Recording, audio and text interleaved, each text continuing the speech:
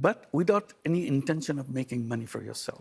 So money that you make profit into the business, it's rolled back into the business. They're problem-solving. I'm very interested in where you first were driven to challenge or answer some of these huge challenges, because you had turned your attention to alleviating poverty after the 1974 famine, one of the most devastating in recent history. An estimated 1.5 million people died in that. What do those experiences tell you about good and bad governance and about the needs of the poor?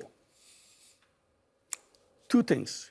One, I kept saying poverty is not created by the poor people. It's created by the system we built. Sometimes I give example of bonsai. I said, you take the seed or a bonsai tree. Bonsai tree, yeah. Take a piece of a tree and put it in a flower pot and let it grow. It will grow. Beautiful tree come out of that, but tiny little one.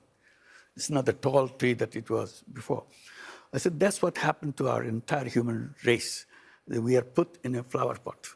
Bonsai. So we emerge as a bonsai.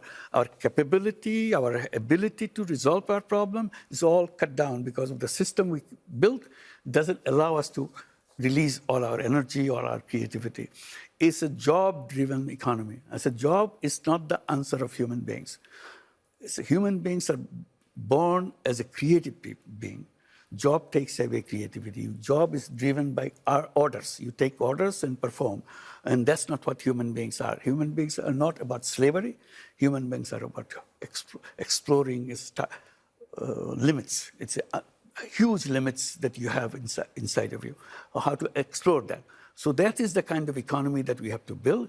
In brief, I finally conclude that we have to build a new civilization based on social business. No tall order, a bonsai economy, you say. Something that is perfect, but is small and it's free and fair for all. I mean, given Bangladesh is relying on IMF support, can you guarantee that any of these reforms that are being asked of the country as it goes through this difficult transition period will not burden the poorest even further? If it does, it will be a shame. This is what the intention of the government to do that. We are trying to overcome the problems that we are inherited. So make sure that we don't have this burden on us. We create an economy where we take care of ourselves. That's the whole thing. And that's what releasing the energy of 180 million people. It's a tremendous energy. Bangladesh is an amazing country, 180 million people living in 150,000 square kilometers.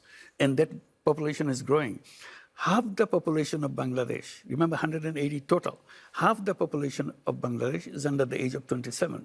It's a very young population with full of energy, handful of technology in their hand, and change miracles to do that. Was the monsoon revolution a revolution for all, between the urban and the rural, between the old and the young? It is such a vast population. As you say, a huge number are very young indeed and will be custodians of the country going forward. But I wonder if there is a big, unbridgeable divide between what's going on in major cities and what's going on in the far-flung regions of the country. It's an amazing thing what the July Revolution has done, July Uprising has done, brought everybody together, whether you are old, whether you are young, whether you are urban, whether you are rural, whether you're a girl, whether you're a woman, whether you're a man, as a child, doesn't matter. Everybody's on board. That's what made it happen. It happened in hours' notice, not months' notice. It all began, and then it's all ended within the same month. There have been, I need to bring this up, reports that show that there is still widespread labour abuse in Bangladesh's subcontracted factories. That's despite your own legacy of microfinance. How do you respond to critics who say microfinance actually helped and it didn't resolve these deeper issues of inequality and poverty? Yeah. Microcredit is not the solution for everything. We're telling that the people can have their own life, don't have to work for somebody else. And that's a theme that I work on, saying that people are basically born as entrepreneurs, but the system doesn't allow us to be entrepreneurs. System stops you because the financial institution doesn't work that way. Financial institution lends money to people who already have lots of money and doesn't lend money to people who don't have money. That's my theme that I always work. So labor issue is a different issue. Yes, there are problems in the labor segment of our population.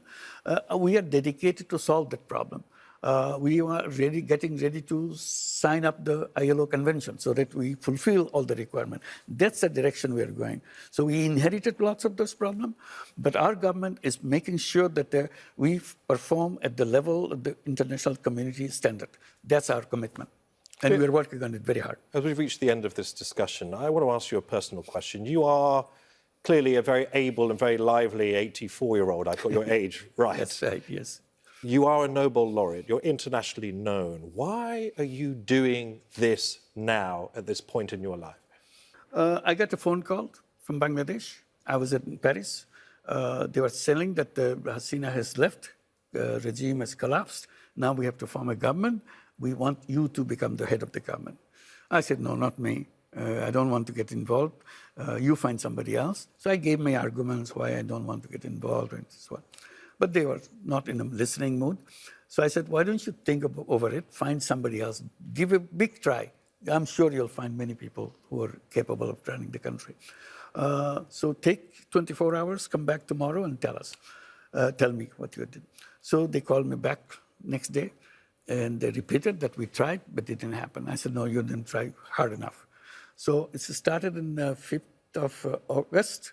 The Hasina left and I got the first call. And the second call, on the third call, they said, look, we have been trying and you are refusing it. We have been searching for everything. But everybody said, no, this is the best solution.